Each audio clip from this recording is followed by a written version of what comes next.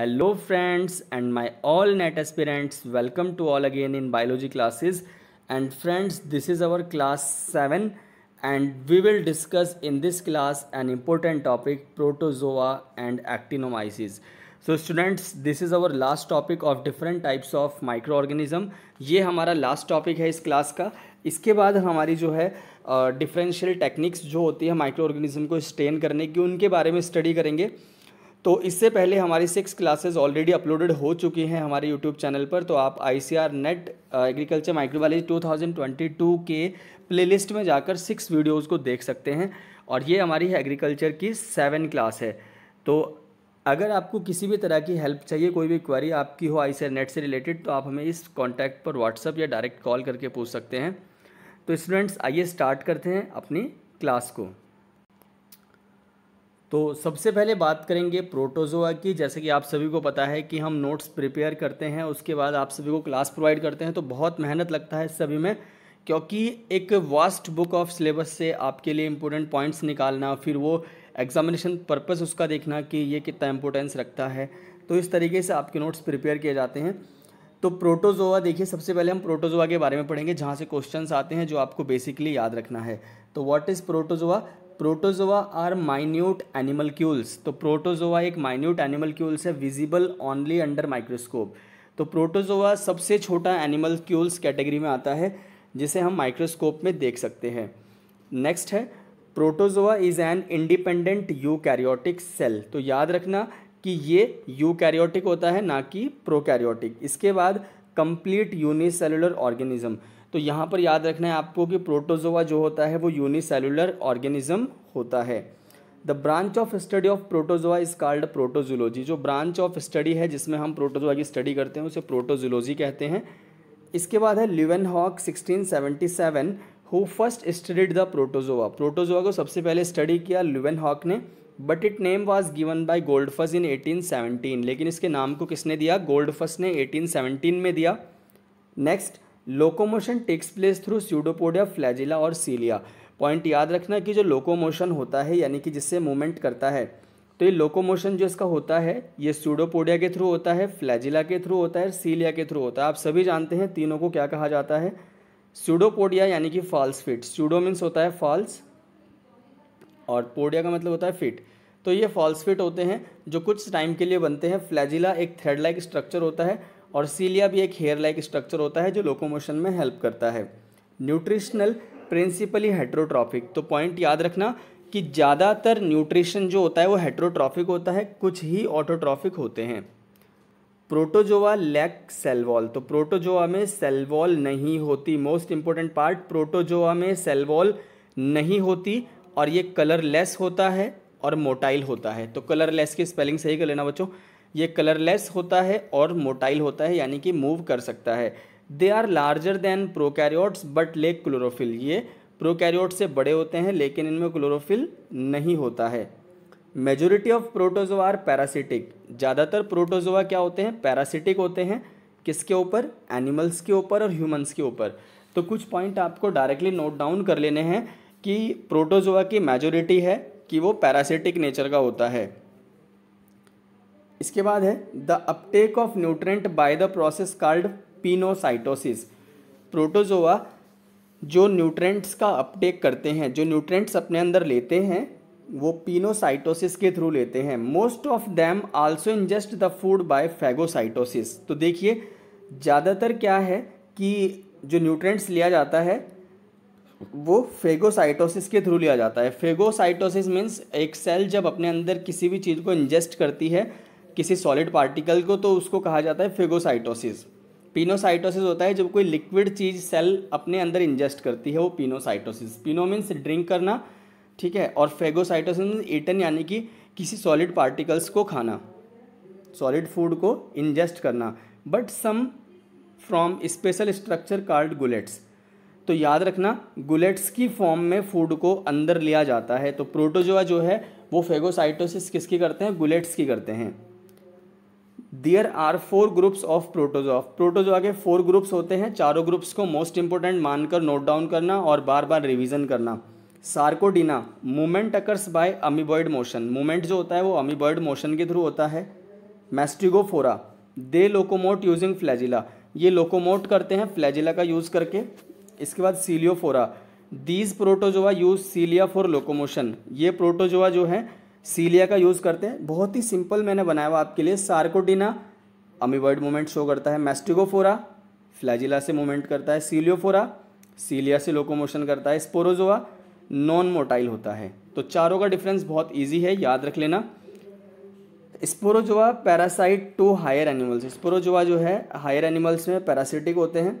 All the members of sporozoa are endoparasitic, most important point है, जितने भी Sporozoa के मेंबर्स होते हैं सारे एंडो पैरासिटिक होते हैं।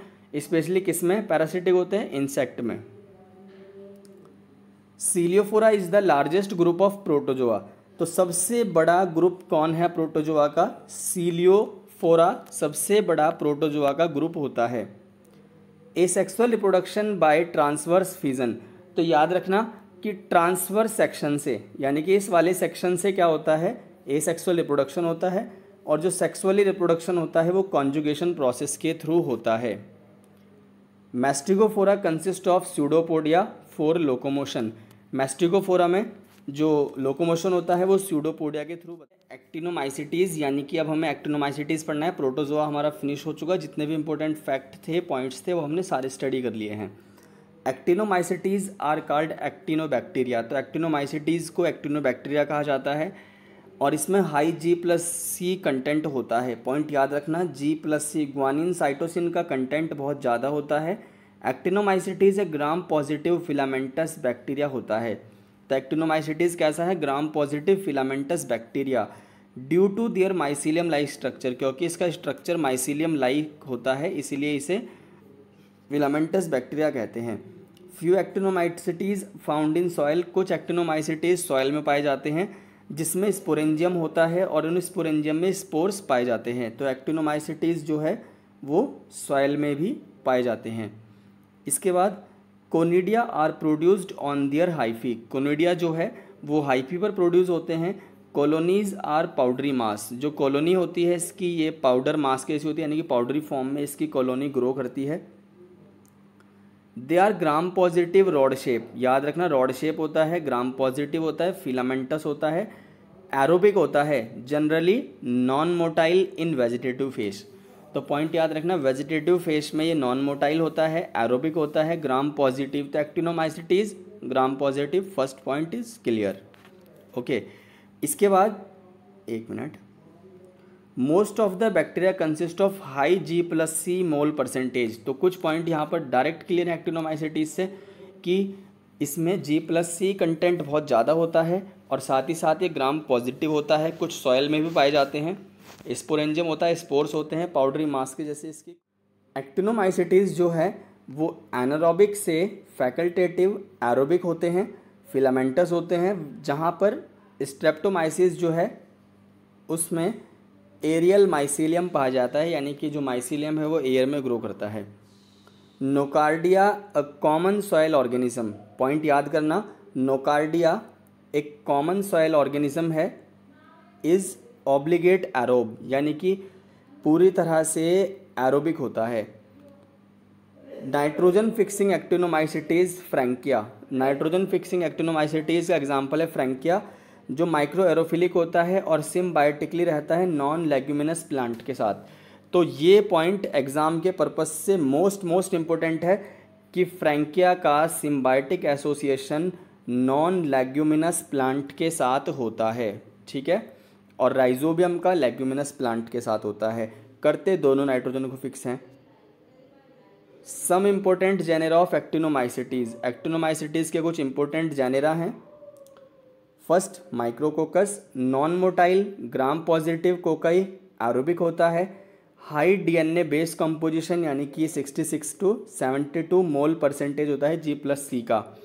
तो माइक्रोकोकस का एग्जाम्पल देखो, इसके बारे में क्या होता है। माइक्रोकोकस एक non motile, gram positive cocci है, कोकाई मीन्स गोल शेप है, एरोबिक है, high DNA base composition 66 to 72 mole percentage होता है G+C का। Generally found in soil, Micrococcus soil में पाया जाता है, and produce red to yellow colour, और Micrococcus red to yellow colour provide करता है। This help in protection against UV light, और ये हेल्प करता है यूवी लाइट से प्रोटेक्शन में। ओके, तो नंबर 2 है आर्थ्रोबैक्टर। ये सॉइल में पाया जाता है। वैसे तो ये कॉकॉइड शेप का होता है, मीन्स गोल शेप का होता है, बट व्हेन ग्रोइंग एक्टिवली, जब ये एक्टिवली ग्रो करता है तो ये इरेगुलर रॉड शेप का हो जाता है।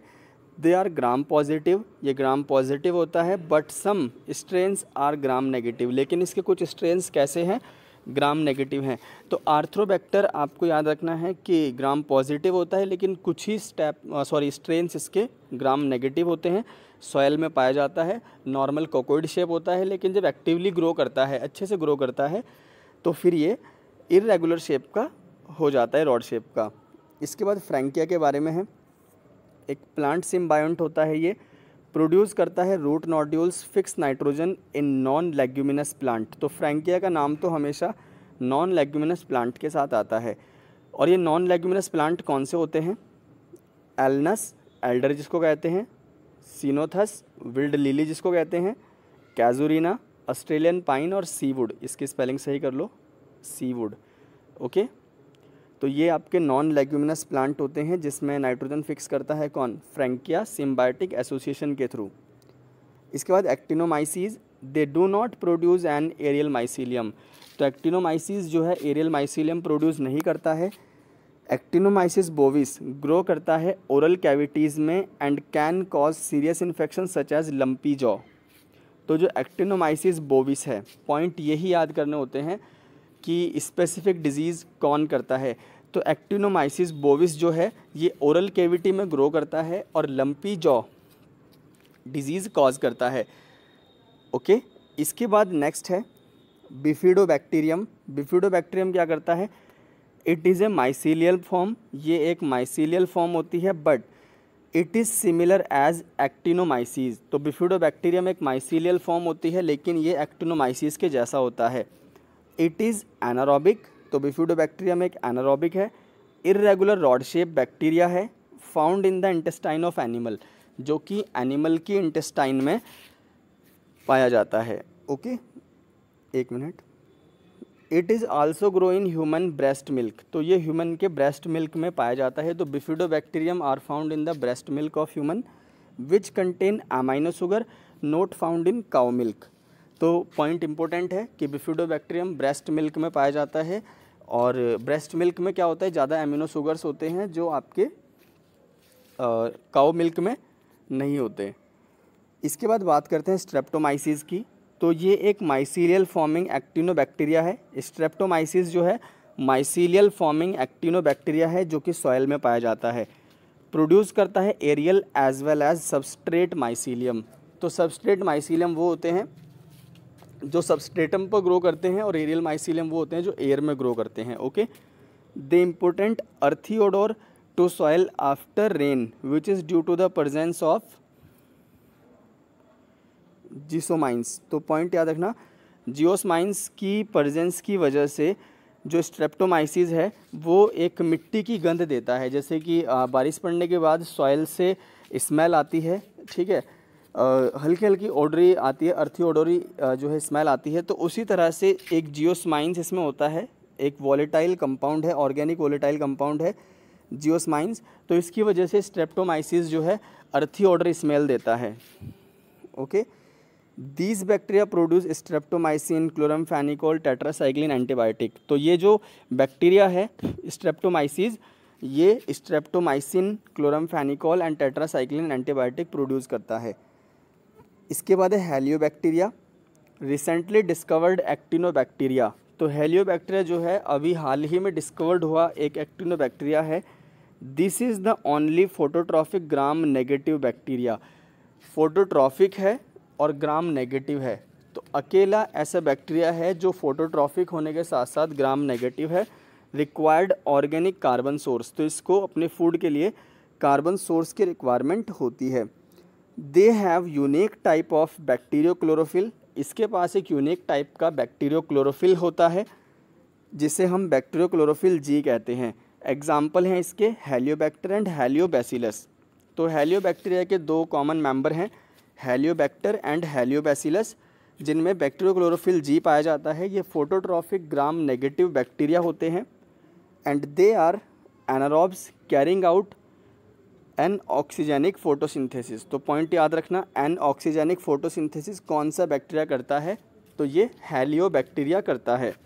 ओके फ्रेंड्स, तो आज हमने प्रोटोजोआ और एक्टिनोमाइसिटीज़ के बारे में पढ़ा। तो आपको क्लास नोट्स कैसे लगे कमेंट बॉक्स में ज़रूर बताएं। कितनी हेल्प हो रही है आपको हमारी क्लासेस से? हर एक वीडियो के सेशन में आप सभी से रिक्वेस्ट है कि नोट्स हर एक क्लास में किस तरह के हैं हमें ज़रूर बताएं।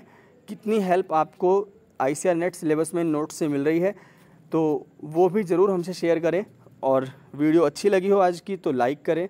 सभी फ्रेंड्स को अपने जो ICAR नेट की तैयारी करें सभी को शेयर करें और बायोलॉजी क्लासेस को सपोर्ट करें ताकि ज़्यादा से ज़्यादा हम मटेरियल आप सभी के लिए लेकर आ सकें। ओके, 7 वीडियो ऑलरेडी अपलोडेड कर दी जाएंगी अब। तो इसके बाद अब आपसे लोगों से सपोर्ट चाहिए। तो आगे की वीडियोस आप लोगों के सपोर्ट पर है। जितने अच्छे सपोर्ट करेंगे हम आपको ज़्यादा से ज़्यादा क्लासेस प्रोवाइड करने की कोशिश करेंगे। ओके, तो support the biology classes and like the biology classes. मिलते हैं नेक्स्ट वीडियो में, तब तक के लिए bye bye and take care.